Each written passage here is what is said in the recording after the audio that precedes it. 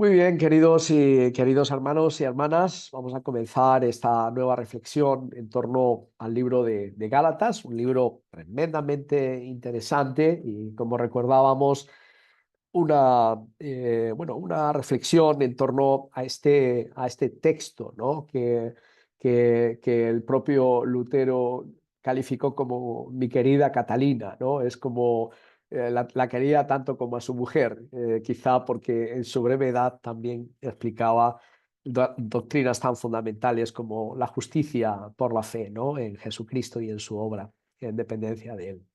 Quiero daros la bienvenida a los que estáis conectados ahora mismo y a aquellos que os conectaréis después y que vais a ver este estudio bíblico. Y espero que el Señor nos bendiga a todos y nos auxilie para poder hacer una buena reflexión en torno al capítulo que nos trae hoy, que es el capítulo 2, versos del 1 al 10, y que en los posteriores tan interesantemente nos han expuesto nuestros pastores en estos días pasados. Una contribución más sencilla a esta labor que estamos haciendo todos para alimentar la iglesia allí donde se encuentre, en lugares muy lejanos y más cercanos.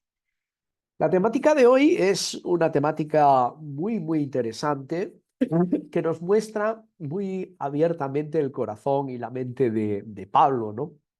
En Gálatas nos descubre precisamente estos rasgos de personalidad del apóstol Pablo y también sus auténticas preocupaciones y batallas emocionales, mentales y en la obra de Dios, ¿no? Él tuvo que luchar de una manera muy continua contra sí mismo y contra todos aquellos que se oponían al Evangelio y que iban encontrándose en el camino y generaban bastante sufrimiento para la obra de Dios y especialmente para la obra de predicación de los apóstoles. Pero vamos a orar al Señor en esta tarde y continuamos. Padre Celestial, te damos gracias por traernos aquí, por traernos a este foro de reflexión y de estudio y meditación en tu palabra. Deseamos que nos abras el texto y la mente y que tu espíritu use tu palabra para convertirnos cada día más y sobre todo para entregarnos a ti en fe, en arrepentimiento y a la vez, Señor, en crecimiento y vida espiritual. Pedimos, Señor, que tu gracia nos asista y tanto para los que escuchamos como para los que enseñamos, Señor, tú estés con nosotros en medio de este camino y, Señor, seamos edificados conforme a tu voluntad. Ábrenos la palabra, Señor, edifícanos en el nombre de nuestro Señor Jesucristo, quien junto con el Padre y con el Espíritu Santo siempre son un solo Dios por los siglos de los siglos. Amén. Muy bien, pues vamos al propio texto de la Escritura. Estamos, si tienes tu Biblia abierta, aunque vamos a seguir el texto eh, en directo, eh, vamos a ver el capítulo 2 versos del 1 al 10. Durante las exposiciones pasadas nos encontramos precisamente un aspecto que Pablo trata de poner en el orden de sus preocupaciones y en el orden de la enseñanza de la iglesia. Y es la gran y grave lucha que él tuvo que padecer precisamente por la duda que sobre él siempre se sembró como un verdadero apóstol, ¿no? No fue ninguno de los 12 que vivieron la experiencia de la fe cercana a Cristo, pero sí guarda como apóstol las señales de haber visto a Cristo, de haberle visto resucitado, de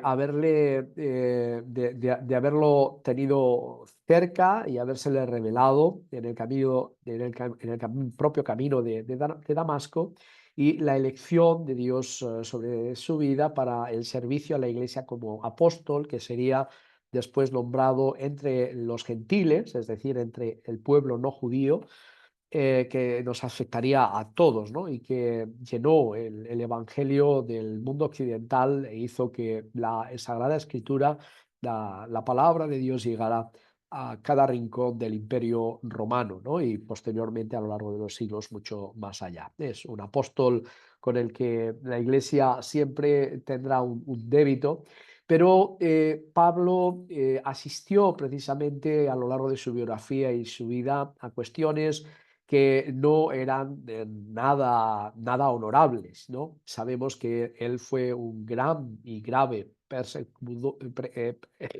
perseguidor perdón, de la Iglesia, que muchos de los miembros de la Iglesia tenían miedo de él y que cada vez que aparecía personalmente en algunas de las congregaciones, tanto las comunidades donde había judaizantes, es decir, el partido dentro de la Iglesia primitiva que intentaba que todos los cristianos, incluso especialmente los gentiles, y siguieran las normas del judaísmo antiguo, y aquellos que eran gentiles y pensaban que no debían de hacerlo, tenían cierto temor, especialmente los judíos, porque habían sido perseguidos muy cruelmente por él y por aquellos que acompañaban en sus misiones de limpieza de cristianos de Medio Oriente, ¿no? Pablo era una persona, pues eso, que estaba puesta en esa discusión, como alguien que ha perseguido, que ha sido proclive, incluso habría matado a alguno de los cristianos, como así se demuestra en el caso el martirio de Esteban, ¿no? Que está consintiendo en su muerte, sujetando la ropa de aquellos que están apedreando al pobre propio Esteban, uno de los grandes hombres de la iglesia, en la iglesia primitiva. Vemos también, ¿no?, como él también en su conversión, en la caída del caballo en el camino a Damasco, él se arrepiente bueno, queda ciego, queda en manos de una persona tan sencilla como Ananías, que tuvo que armarse de valor y ser más obediente a la palabra de Dios que a su sensatez humana, pensando que estaría delante de un monstruo que probablemente lo iba a detener y lo iba a mandar a una prisión o a ejecutarlo por ser cristiano, y superar todo esto. Pablo es una persona de la que se desconfía en un gran parte del sector del cristianismo. Y yo creo que quizá por eso Dios lo llama a servir en un área diferente al propio judaísmo, a pesar de que él tenía mucho más conocimiento sobre la vida, el judaísmo, la doctrina judía, que el propio Pedro, Juan o Jacobo o Santiago, como queramos llamarlo, y el resto de los apóstoles, pero que Dios lo lleva, ¿no? Como bien predijo, para que supiese, ¿no?, lo que cuesta predicar el Evangelio, los sacrificios que implican, el dolor que implica. Y Pablo tendría un ministerio realmente movido, lleno de estas persecuciones, de juicios, de testimonio en altas esferas, pero a la vez también entre el pueblo y en la lucha y en la pelea, ¿no?, en naufragios, en persecuciones, en apedreamientos, etcétera, etcétera. Él iba a saber lo que era sufrir por Cristo también, y no como una venganza divina sobre él, sino como la naturalidad de aquellos que proclaman la verdad en un mundo lleno de mentira, y donde Cristo hace valer el valor de su palabra, y que exige de la valentía de los cristianos, ¿no?, de todos los grandes y pequeños a lo largo de la historia, para compartir nuestra fe y hacerla viva en medio de cada generación que nos toca. Hoy nos toca a ti y a mí hacer esta tarea. En medio de esta tarea de la discusión apostólica, Lutero recordaba, dice: ¿quién empero es un apóstol sino el que trae la palabra de Dios? ¿Y quién puede traer la palabra de Dios sino aquel que ha prestado oídos a Dios?, decía Lutero. Pero al que se viene con enseñanzas de su propia cosecha, o extraídas de leyes y decretos humanos, o basadas en la sabiduría de los filósofos, ¿puede llamarse a este un apóstol? De ninguna manera, sino que es un hombre que viene por cuenta propia, un ladrón, un salteador, un destructor y asesino de las almas, ¿no?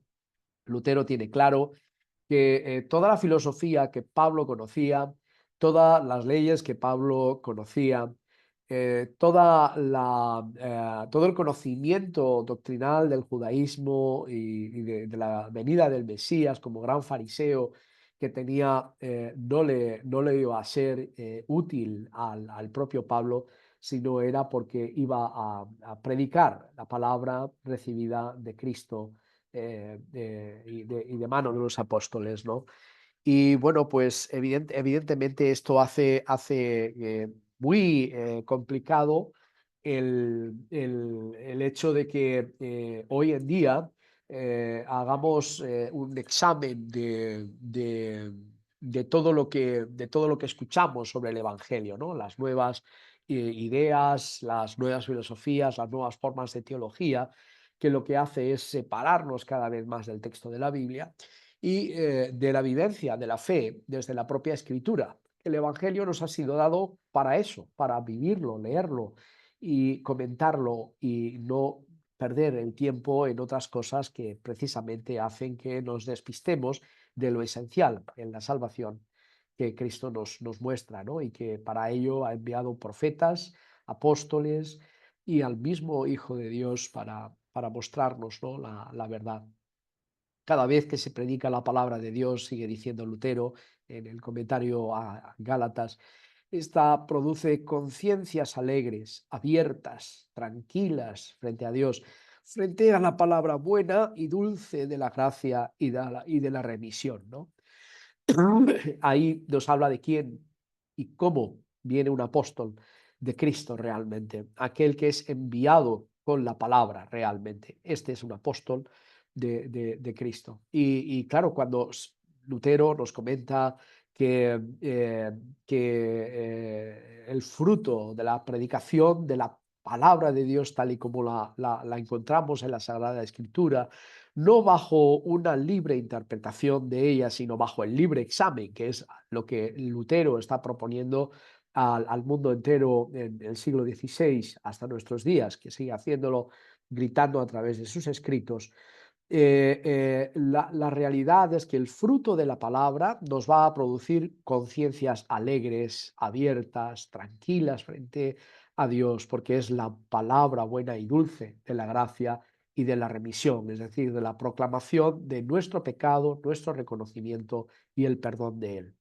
Dice, en cambio, cada vez que se predica la palabra de un hombre, esta produce una conciencia triste, cerrada, temerosa frente a sí misma, porque es la palabra de la ley, de la ira y del pecado, que muestra al hombre todo lo que dejó sin hacer y toda la enormidad de la deuda que contrajo. Martín Lutero lo tiene claro. Los apóstoles de Cristo nos traen la palabra de liberación del pecado y no la palabra que hace de los hombres aún más esclavos en cuanto a la fe y el servicio a Dios en este mundo. Él va a entender precisamente que Gálatas es la carta de la libertad cristiana y lo que esto significa y que vamos a meditar también desde una óptica cristiana, obviamente, y luterana desde la propia escritura. Dice el texto, el primer texto que encontramos: después, pasados 14 años, subí otra vez a Jerusalén con Bernabé, llevando también conmigo a Tito. Es curioso que nos encontramos a muchas personas que, que inmediatamente de tener una experiencia con Cristo ya quieren estar ahí en el servicio cristiano sin haber tenido una previa experiencia o sin haber tenido muchas veces un auténtico llamamiento de Cristo al servicio, ¿no? Se sienten combinados a querer hacer algo por el mundo después de haber recibido el gran don del Evangelio. Y esto es algo muy bonito y nos llena de esperanza a todos, ¿no? Pero en realidad Pablo no está siendo una persona relevante o busca ningún tipo de relevancia en sus primeros años después de la conversión al Señor, ¿no? En el camino de Damasco.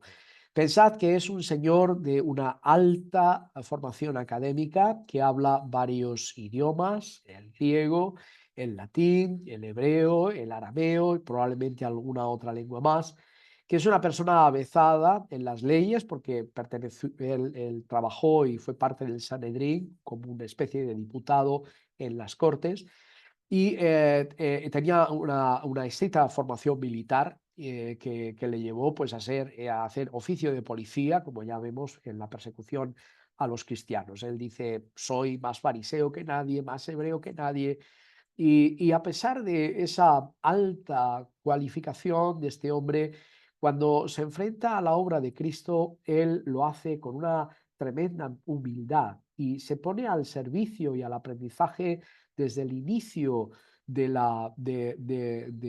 su vida cristiana, de su relación con el Señor.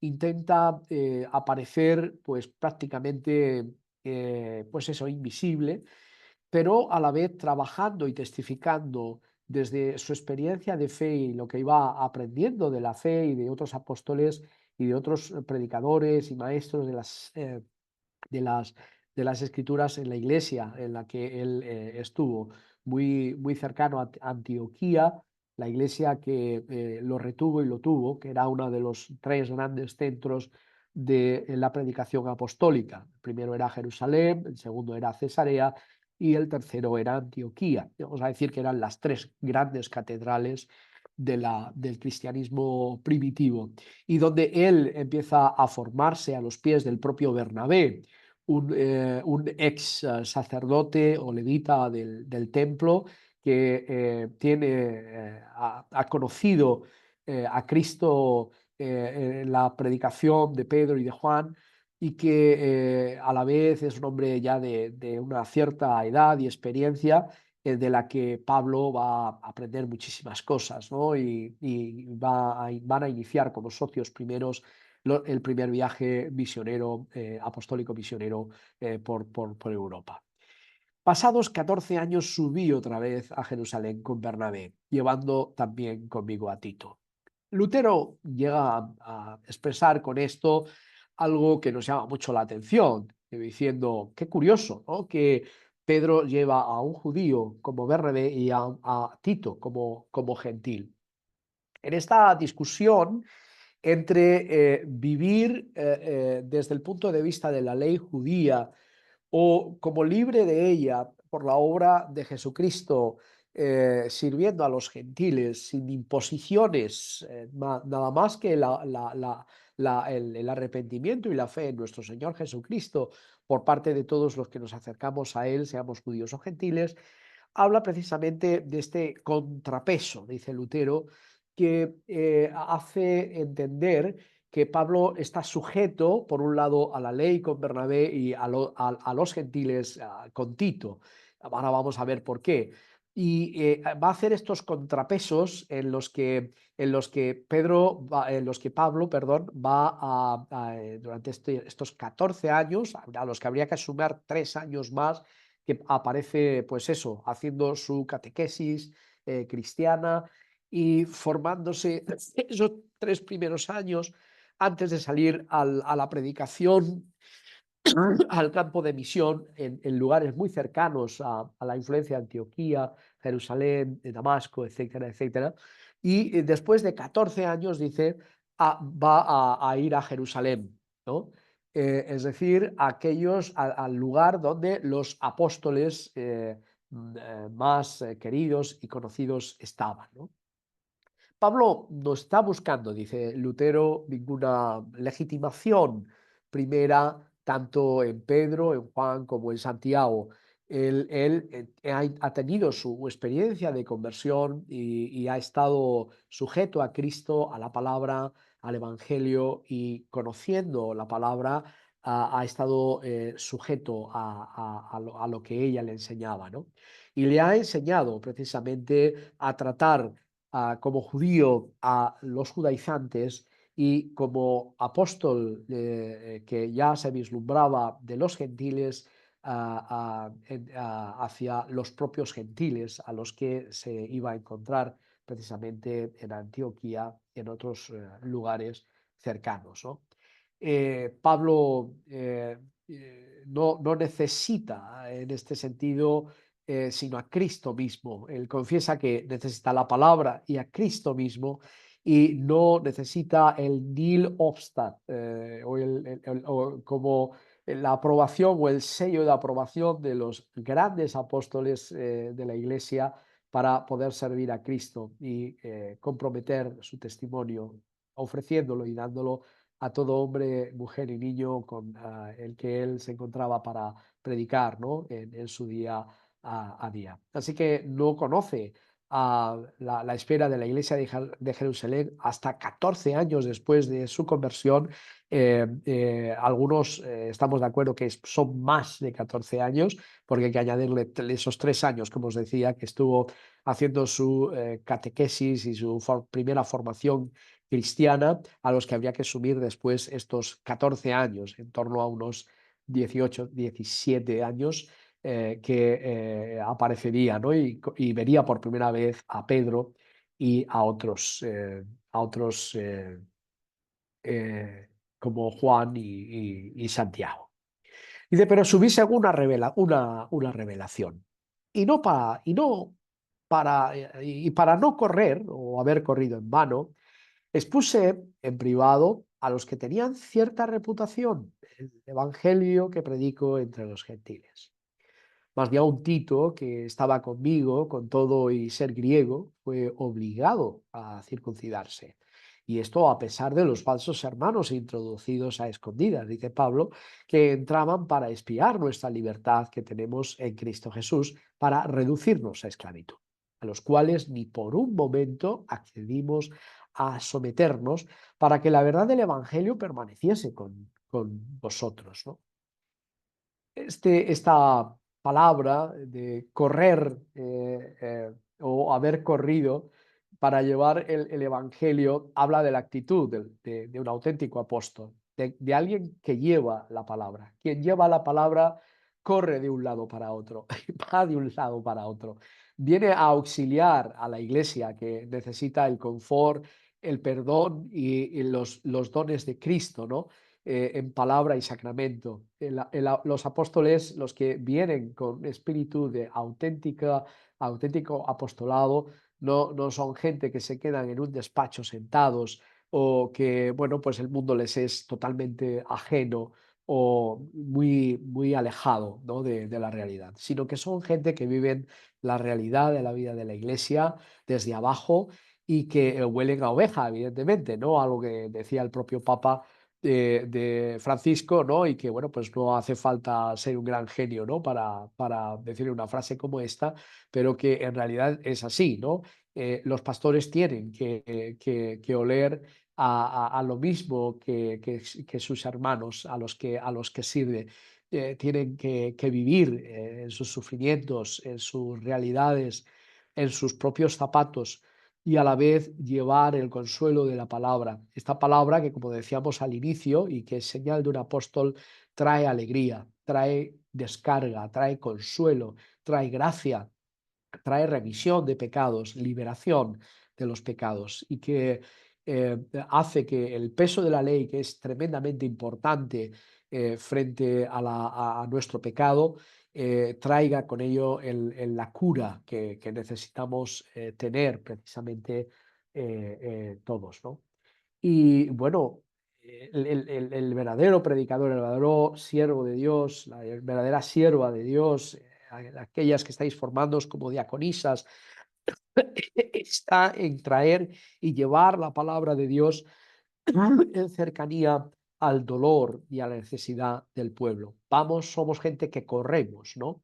Y no nos debe de dar vergüenza por correr en llevar el Santo Evangelio y hacerlo solícito, como dice y nos explica Lutero en su comentario a Lucas. Dice, ni a un Tito que estaba conmigo, con todo y ser griego, fue obligado a circuncidarse. Y esto a pesar de los falsos hermanos introducidos a escondidas que entraban para espiar nuestra libertad que tenemos en Cristo Jesús, para reducirnos a esclavitud, a los cuales ni por un momento accedimos a someternos, ¿no? Pablo tiene claro que el cristiano como así va a explicar en su carta Libertad Cristiana, el cristiano es un hombre libre, es libre de todo y de todos y es siervo de todo y de todos a la vez. Y ahí está esta dicotomía, esta, esta contrariedad que sufrimos los cristianos. Por un lado, somos libres absolutamente de todo frente a la ley que ha sido abolida por la obra de Cristo, pero que sigue siendo necesaria para ser el espacio de valor y de valores humanos y de valores cristianos para, donde vemos la santidad y el límite de hasta dónde podemos vivir y actuar sin hacer el mal en este mundo y para tener también esta conciencia de pecado, ¿no? Que todos tenemos que tener y que tenemos que reexaminar de manera continua en nuestra vida, porque el mal no hace bien en absoluto. La ley es ese espejo que nos muestra precisamente nuestra maldad, ¿no? Tal y como somos, tan feos como somos y no tan guapos como pensamos, ¿no? Pero es el Evangelio el que finalmente nos trae liberación, nos trae bien, nos trae justicia, gracia, nos trae perdón y nos hace presentarnos ante el Padre sin el efecto de la ira de Dios sobre nosotros. Esta es la obra magna de nuestro Señor Jesucristo, pero que principia siempre en nuestro arrepentimiento y en la fe en lo que Jesucristo ha hecho a nuestro favor y no en nuestro mérito personal, que nada tenemos que presentar, ¿no? Porque nada tenemos frente al Dios que todo lo tiene y todo lo sabe y que es santo, ¿no? Nada podemos ofrecerle si no es esta, la fe y la confianza en Él y nuestro arrepentimiento y reexamen. Venimos ante la ley para ser curados de nuestro mal y para ello necesitamos recibir el diagnóstico de nuestro mal. La ley hace esta obra. Pero hay muchos que en el tiempo de Pablo quieren usar la ley como una forma estricta de vida cristiana. Es decir, quieren hacer de la ley la propia religión, el propio orden que necesitamos tener en la normalidad de nuestra vida. Y ahí es donde caemos, ¿no? Y ahí es donde nos equivocamos tremendamente. Hablamos en términos de ley y evangelio precisamente porque ambas son necesarios. El reconocimiento de nuestro pecado y el perdón del pecado. Es decir, y la liberación del hombre, del ser humano, de los hijos e hijas de Dios de una manera continua. Dios no nos deja en nuestra miseria, ni tampoco nos deja en la carga de vivir obras que no podemos con ellas, ¿no? Nadie puede cumplir los 10 mandamientos, pero parece ser que los judíos y los judaizantes que se introducen dentro de las comunidades de la iglesia primitiva intentan obligar a los nuevos gentiles no judíos que se han convertido al Señor a judaizar, es decir, a guardar todos los preceptos de la ley judía, es decir, especialmente obligarlos a circuncidarse, obligados a guardar una cierta dieta y unas ciertas costumbres propias de los judíos. Sabemos que las primeras comunidades son ciertamente comunidades judías, prácticamente hasta el siglo segundo. No podemos diferenciar el cristianismo del judaísmo precisamente porque es una misma cosa, ¿no? El cristianismo es una secta del judaísmo, un grupo dentro del judaísmo, hasta el siglo segundo en que ya la iglesia se separa de lo que es actualmente la iglesia y el judaísmo tal y como lo conocemos. Y nuevamente cada uno lleva diferentes destinos. Pero la realidad es que cuando intentamos desde la obra ya de Cristo realizada, desde ese perdón dado, desde la no obligatoriedad a tener que estar continuamente viviendo una vida, perdón, santa, perfecta, que es imposible para los hombres, necesitamos en el medio de esa imposibilidad, el auxilio del Espíritu Santo, la ayuda de Dios que viene en palabra y sacramento para recibir el perdón y la confirmación de nuestro perdón, ¿no? Y a la vez vivir libres de toda culpa y de todo mal que viene a nosotros. Los judaizantes no entienden esto. Intentan que Pablo enseñe que aparte de ser cristianos y de vivir el Evangelio, guarden estrictamente la ley. Pablo dice, en manera alguna, dice, ni Tito, no he permitido que Tito, aun siendo griego, fuese obligado a circuncidarse. Y muchos de los hermanos que visitábamos en las diferentes congregaciones a las que visitábamos en nuestra predicación, era obligado para que Tito tuviera que circuncidarse. ¿Qué ocurriría si Tito hubiera querido congraciarse con los judíos, dice Lutero, y si hubiera querido de alguna manera circuncidarse para agradarles a ellos? Bueno, pues no hubiera ocurrido absolutamente nada. Es decir, hubiera sido un acto probablemente de amor y de madurez cristiana, quizá también, ¿no? Por el hecho de no buscar la separación, la divergencia y la unidad y la falta de unidad. Pero a la vez Pablo dice, pero ¿de qué sirve circuncidarse? Cristo no nos envía a circuncidarnos, ¿no? Nos ha enviado a recibir el bautismo como señal de esa circuncisión real y que el Espíritu de Dios trae, trayendo salvación, regeneración y vida eterna sobre el bautizado. ¿Para qué vamos a circuncidarnos? Y aunque hubiéramos querido agradar a esos judaizantes y esos judíos, ¿por qué hacerlo? ¿Por qué enseñar a los gentiles que hay que hacer eso cuando en realidad Cristo nos ha libertado de esa carga, ¿no? Y no quieren ni Pablo, ni el propio Tito, ni Bernabé, que va con él y que es judío y levita, circuncidado, igual que Pablo, por la prescripción del judaísmo en el que vivieron. Ninguno de ellos se oponen realmente a que Tito permanezca sin circuncidar, sino que entienden y no obliga que Tito tenga que circuncidarse. ¿Cómo sabían que Tito pues, no estaba circuncidado? Pues muy probablemente en las propias termas romanas, donde no se bañaban desnudos o iban a los baños públicos, ¿no? Es público y notorio que cuando te desnudas y te ven si tienes el prepucio cortado o no, ahí se te distinguía si eras judío o eras gentil, o eras romano, o eras griego. Y muchos de los judíos se darían cuenta de que Tito no había sido circuncidado, por lo tanto buscaban quizá esto, incluso preguntando, obviamente, si había sido circuncidado o no, siendo gentil y predicando el Evangelio. Cualquiera de las maneras que fuera, Pablo dice, no nos sujetamos a ley ninguna, sino es a la ley de Cristo, de los cuales ni por un momento accedimos a someternos para que la verdad del Evangelio permaneciese con vosotros. Es decir, para no ser hipócritas frente a vosotros, para no tener una doble predicación frente a vosotros.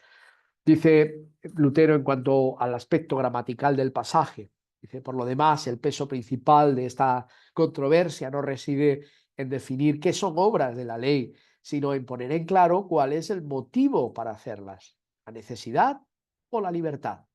Pues una vez que Cristo hubo venido, dice Lutero, él abrogó las obras de la ley de tal manera que ahora el comentario de Jerónimo dice, en opinión del propio Jerónimo, lo que había quedado abolido por Cristo era solamente la ley ceremonial, no la ley moral. Abolido significa para el que el cristiano no debe de sujetarse de ningún modo a la ley ceremonial.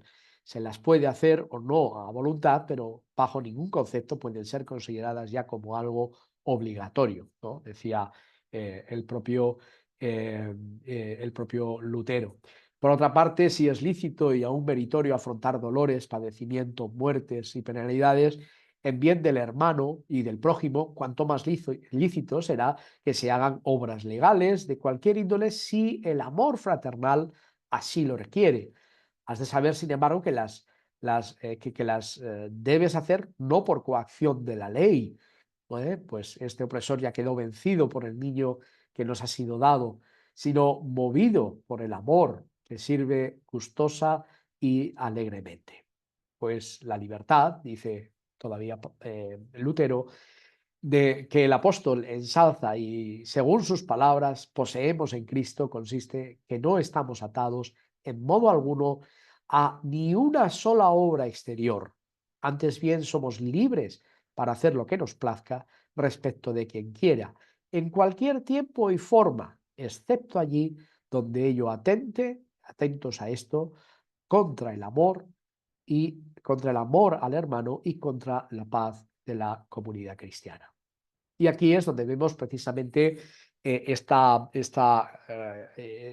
realidad rotunda de que si en algo tenemos que ceder en algún tipo de pequeño legalismo que pudiera surgir entre nosotros como cristianos, que sea algo que hacemos de manera libre y voluntaria, pero siempre bajo el amor y el respeto o el cariño a la persona y no por la obligación, ¿no? De tener que cumplirlo para la justificación de nuestra vida frente al Señor, porque eso ya no opera gracias a la obra de Jesucristo en la cruz ya realizada para el perdón de nuestros pecados y para recibir la vida eterna. Así que estamos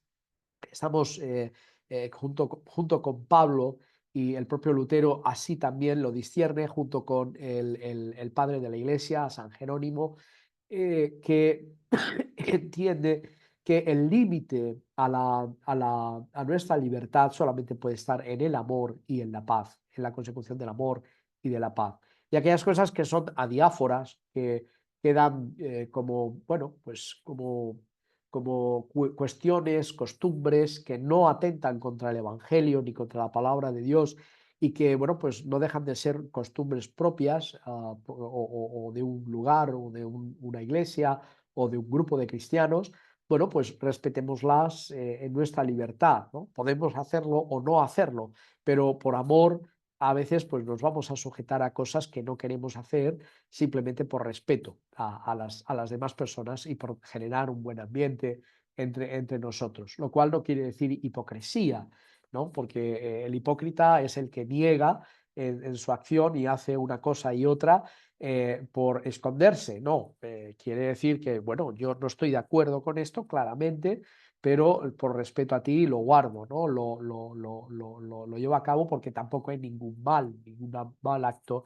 ninguna mala obra, ninguna mala intención en lo que se pretende hacer, ¿no? Para no ofender o para no romper la comunión con el hermano, ¿no? Dice, pero los que tenían reputación de ser algo, los que hayan sido en otro tiempo nada me importa, hablando de los apóstoles del Señor en Jerusalén y de otros predicadores, y de Dios no hace acepción de personas, a mí pues los de reputación nada nuevo me comunicaron. Es decir, ni sus maestros en el inicio de la iglesia, en el inicio, perdón, de su ministerio y de su vida cristiana especialmente, y ni los apóstoles del Señor, y mira que nos está hablando precisamente de los grandes apóstoles del Señor, no nombra a los demás, es como si los demás ya hubieran sido esparcidos por todo el resto del mundo para predicar el Evangelio. Nos habla de Jacobo, de Cefas y de Juan, es decir, de Santiago, de Pedro y de Juan, que están en Jerusalén. Dicen, nada nuevo me han comunicado. El hecho de que sean esos grandes apóstoles que todos amamos y queremos, no implican que su propia reputación aporten algo a Cristo, ¿no? O a la fe en Cristo o a la palabra de Dios que todos tenemos en nuestra mano y de esta manera vivir y proclamar el Evangelio, ¿no? No necesitamos la confirmación de los apóstoles, tenemos la palabra, tenemos el Evangelio, tenemos a Cristo que nos muestra precisamente qué es y cómo tenemos que vivir como cristianos. Dice antes, por el contrario, como vieron que me había sido encomendado el evangelio de la incircuncisión, como a Pedro el de la circuncisión, y es porque que actuó en Pedro para el apostolado de la circuncisión, también actuó en mí para el servicio a los gentiles, y reconociendo la gracia que me había sido dada, como Cefas y Juan, que eran considerados como columnas de la iglesia, nos dieron a mí y a Bernabé la diestra en señal de compañerismo para que nosotros fuésemos a los gentiles y ellos a la circuncisión. Es decir, los propios apóstoles del Señor no solamente se oponen a que Pablo se niegue a vivir y a judaizar o a predicar continuamente entre los de la circuncisión, es decir, entre el pueblo judío, sino que comprenden perfectamente el llamado diferente de Pablo y le encomiendan, le dan la diestra en señal de compañerismo, tanto a él como a Bernabé y como a Tito, para llevar el Evangelio entre los gentiles, liberándole de la pesada carga de tener que estar continuamente batallando entre los de la circuncisión. Y no por eso Pedro, que es el que más se ensalza entre los grupos, entre el grupo de Juan y Santiago y el propio Pedro, eh, perdón, a, lo toma como un ejemplo, ¿no? Del llamado a predicar entre los judíos, como Cristo, ¿no? Le había llamado a él a servir entre los gentiles y reconocen como apóstoles, como los apóstoles del Señor reconocen juntamente a Pablo en su apostolado, dice, reconociendo la gracia que me había sido dada. Y esta estaba basada precisamente en la proclamación de la Escritura, en que ellos sabían y conocían perfectamente cómo predicaba y qué predicaba Pablo, a pesar de que no se habían conocido y llevaban 14 años sin verse. Y de hecho, pues ellos no ponen pega ninguna, no ponen ninguna dificultad a la proclamación de Pablo cuando está dando lecciones a los judaizantes, a los judíos que exigen guardar la ley a la vez de guardar el Evangelio, ¿no? Y a la vez de mostrar la libertad absoluta de la fe judía a aquellos que son gentiles para mostrarles, sí, la importancia de la ley y del Evangelio para nuestro arrepentimiento y nuestra vida, ¿no? Y esto es algo que ellos reconocen y consideran precisamente estando al lado y sabiendo que tan un Bernabé judío como Tito, un gentil, serían, digamos, las dos paredes en las que Pablo tendría que estar mirándose de forma referencial para no irse hacia un lado o hacia otro, hacia el judaísmo o hacia el exceso de los gentiles, porque él encuentra como testigos de estas dos versiones de la fe en aquel momento de la historia de la Iglesia, encuentra precisamente el lugar común, el equilibrio, ¿no? Entre unos y otros. Dice, nos dieron a mí y a Bernabé la diestra en señal de compañerismo para que nosotros fuésemos a los gentiles y ellos a la circuncisión. Está claro que hay una comunión tan cercana entre los apóstoles, a pesar de que hay distancia física, ¿no? Lutero dice, Pablo menciona esto para demostrar que también a juicio de los apóstoles, que tanto habían sido ponderados en su contra, él había enseñado rectamente y para evidenciar al mismo tiempo que él tiene a los apóstoles de su parte, en contra de los apóstoles falsos que rendían culto a las personas. Por esto se detiene ahora en detallarlo más ampliamente. Dice, es preciso, sigue diciendo Lutero, que haya príncipes y reyes, es decir, se los debe considerar como tales y la opinión pública debe de respetarlos como tales. Por lo demás, su carácter de altos personajes queda limitado a lo que atañe a este mundo y la vida exterior. En su interior, en cambio, que es lo que mira a Dios, tal vez valgan menos que el último esclavo. Y así el obispado, el sacerdocio y cualquier orden y estado de la Iglesia son personas, no la cosa en sí que permanece y firme para siempre.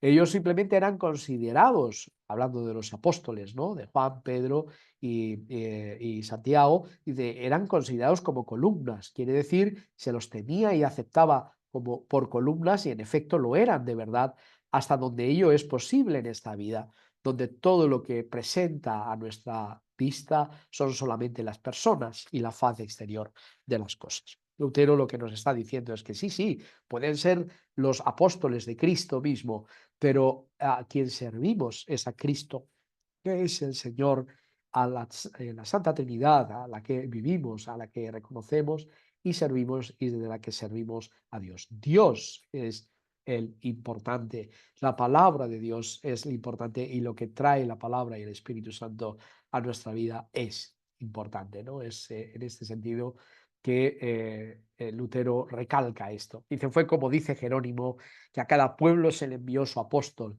a los gentiles, al que enseñaba la fe en libertad, sin imponer la carga de la ley, y a los judíos, al que toleraba la ley arraigada en ellos, para poder así fortalecer poco a poco su fe. Es decir, tener cariño por los gentiles que no comprenden ciertas cosas y también por los judíos que comprenden muchas cosas, pero que tienen que aprender a confiar plenamente en que Jesucristo ya ha hecho una obra por medio de la cual la ley ya no puede ser la referencia de la fe y de la vida y la práctica cristiana, sino la ley y el Evangelio, ambas, ¿no? La bendición de una sana doctrina, pero a la vez la misericordia y el amor y el perdón del Señor. Y finalmente, encontramos este texto que me llena de me compunge profundamente siempre que lo leo. Dice, solamente nos pidieron que nos acordásemos de los pobres, lo cual también procuré con diligencia hacer. Esta última parte del texto de hoy nos llama la atención sobre esta gran llamada a la libertad. A veces nos preocupamos demasiado por las cuestiones de la doctrina de la Iglesia, por las cuestiones de el orden de la Iglesia, y a veces llegamos a olvidarnos de los que sufren y los que padecen en torno a nosotros. Y realmente tenemos que acordarnos que el Evangelio es la liberación para todos los hombres, los ricos y los pobres, pero que en especial atención a los más débiles, siempre los cristianos tenemos que tener ese acento, ¿no? Este punto de recordar a aquellos que tienen mayor necesidad, como una señal del amor práctico que hemos aprendido en el Evangelio teórico y en la ley teórica, ¿no? De lo que hemos aprendido en el Antiguo y en el Nuevo Testamento, no solamente nos sirve para aprender una forma de fe y de doctrina cristiana, sino que esta debe de reflejarse en el amor, que Dios es amor, y el amor a aquellos que tienen más necesidad.